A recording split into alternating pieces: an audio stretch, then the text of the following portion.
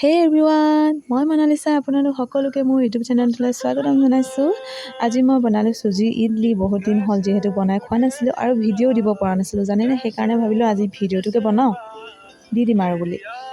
প্ৰথমতে মই ডাঙৰ বাতি এটাৰে এবাতি মই চুজি ল'লোঁ, তাৰে আধা বাতি মই চেনি ল'লোঁ আৰু ইয়াৰ ওপৰত দিছোঁ মই সৰু বাতিৰে এক বাতি নাৰিকলৰ গুড়ি। আৰু এইখিনি মই ভালদৰে মিক্স কৰি লোৱাৰ পাছত ইয়াতে দিলোঁ মই গাখীৰ আৰু এইখিনি মই ভালদৰে এতিয়া মিক্স কৰি লৈছোঁ।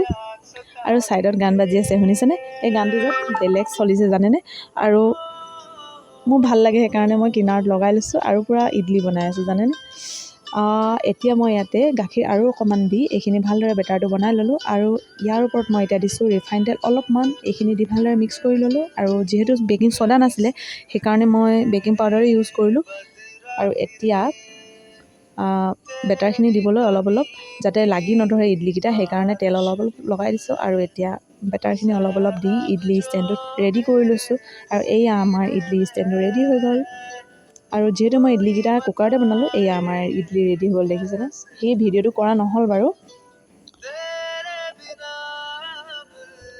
ইডলিকেইটা ইমান ধুনীয়া হৈছে দেখিছেনে, ছফ্ট হৈছে, দেখিছে ইমান ধুনীয়া হ'ল। আৰু আজি ভিডিঅ'টো চাই কেনেকুৱা পালে আপোনালোকে প্লিজ জনাব হা। যদি ভাল লাগিলে তেনেহ'লে লাইক এটা কৰি দিব আৰু দেই। প্ৰথমতে মই পাত এখন কাটি ল'লোঁ ধুনীয়াকৈ, যিহেতু চাউথৰ ফিলিং এটা আহিব লাগিব ন, আৰু কিবা এটা ভাল লাগে আৰু দিয়কচোন, সেইবাবে এনেকৈ ৰেডি কৰিলোঁ আৰু।